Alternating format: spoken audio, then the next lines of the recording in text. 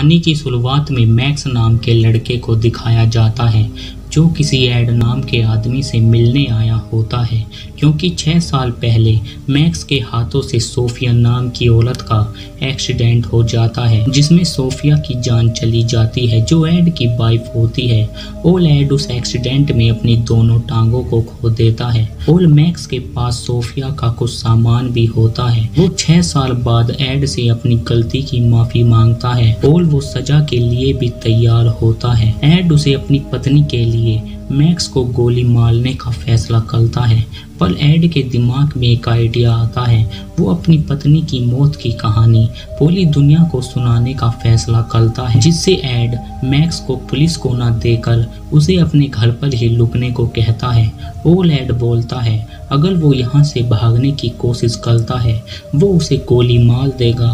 और एड उसकी बात मानकर उसी के घर पर रहने लगता है। फिर हम एलिसन नाम की लड़की को देखते हैं जो एड की बेटी होती है और उसे पता चलता है उसकी मोम को जिसने मारा होता है वो उसी के घर पर होता है, लेकिन एलिसन मैक्स से दूर ही रहती है। पर एलिसन के पिता चाहते हैं वो मैक्स के साथ वहां जाए जहां वो गाड़ी होती है जिससे उसकी मोम की जान गई होती है। वो एलिसन को गन भी देते हैं, अगर मैक्स वहां से भागने की कोशिश करे तो वो उसे शूट कर सके। और एलिसन अपने पिता की बात मानकर मैक्स के साथ चली जाती है। वो एलिसन को एक जंगल में लेकर आ जाता है जहां मैक्स की गाड़ी होती है। उसके बाद एलिसन मैक्स को लेकर घर आ जाती है और एड एक रिपोर्टर को अपने घर पर बुलाता है जिसे वो अपनी पत्नी की मौत की कहानी के बारे में बताने लगता है, क्योंकि एड उस रिपोर्टर से झूठ बोलता है कि उसकी पत्नी उसके सपने में आती है और उससे बातें करती है कि उसकी मौत जिस गाड़ी से हुई होती है वो एक जंगल में है। और वो ये देखने के लिए उस जंगल में जाता है जहां वो गाड़ी होती है।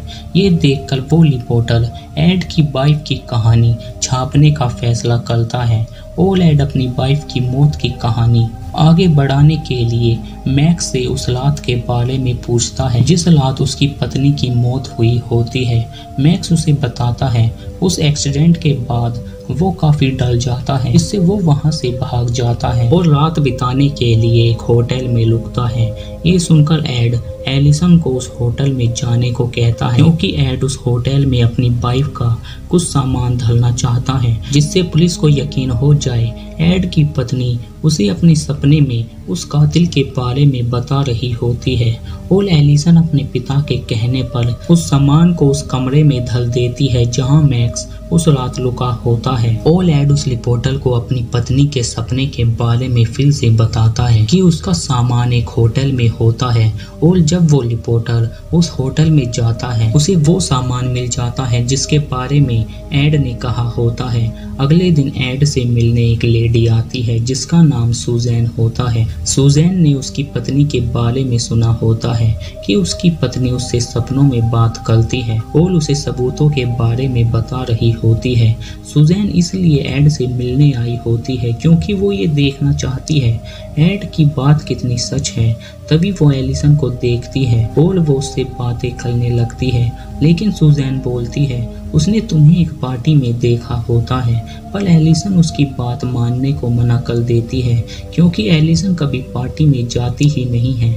लेकिन एड एलिसन की गलती को पकड़ लेता है क्योंकि एलिसन उसे बिना बताए घर से बाहर गई होती है, जिससे एड सुजन के जाने के बाद वो एलिसन से पार्टी के बारे में पूछता है और एड को पता चलता है वो उसे बिना बताए घर से बाहर, जिससे एड उसे सजा देने के लिए एलिसन को एक बेड से बांध देता है, लेकिन उस बेड के नीचे नुकीली चीज धरी होती है जिससे एलिसन को काफी दर्द होता है। और हमें पता चलता है एलिसन जब भी कोई गलती करती है वो उसे ऐसे ही टोल चल करते हैं और एलिसन इसके बारे में किसी को भी नहीं बताती। कुछ दिन बाद मैक्स बिना बताए घर से बाहर चला जाता है और एलिसन ये बात अपने पिता को बताती है। वो एलिसन को उसे ढूंढने को कहते हैं। इधर मैक्स एक क्लब में आया होता है और वहाँ एलिसन भी आ जाती है। मैक्स एक लेडी से मिलता है जो और कोई नहीं बल्कि मैक्स की मोम होती है। वो अपनी मोम से 3 साल बाद मिला होता है क्योंकि उसकी मोम काफ़ी नशा करती हैं, जिससे वो अपने बच्चों को अच्छी ज़िंदगी नहीं दे पाई होती। पर हमें पता चलता है मैक्स का एक छोटा भाई भी होता है, लेकिन अब वो मर चुका होता है। उन दोनों की बातें एलिसन भी सुन लेती है और मैक्स अपनी मोम से मिलने के बाद वहाँ से चला जाता है। पर एलिसन को समझ में आता है वो 6 साल से इसलिए उनके पास नहीं आया होता क्योंकि वो अपने छोटे भाई के पास होता है। ये सुनकर लेकिन अब वो मैक्स के बारे में जो गलत बातें सोच रही होती है, उसे देखने का नजरिया बिल्कुल बदल जाता है क्योंकि वो जान चुकी होती है मैक्स किसी को जानबूझकर नहीं मार सकता, पर उसके डैड मैक्स को मारना चाहते हैं और ये बात मैक्स भी जान चुका होता है क्योंकि वो एक सबूत को उसके खिलाफ इस्तेमाल करना चाहते हैं। लेकिन मैक्स को पता चलता है एलिसन के पिता उसे भी टॉर्चर करते हैं क्योंकि वो अपनी पत्नी की मौत की वजह एलिसन को मानते हैं, जिससे मैक्स एड को मारने का फैसला करता है और उस रात मैक्स एड को मारने के लिए उसके रूम में जाता है, पर वहाँ एड नहीं होता।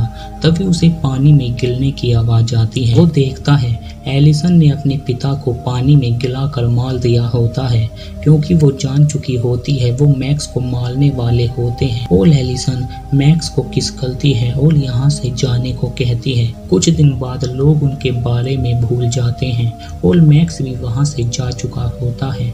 इसी के साथ ये मूवी यहीं पर एंड हो जाती है।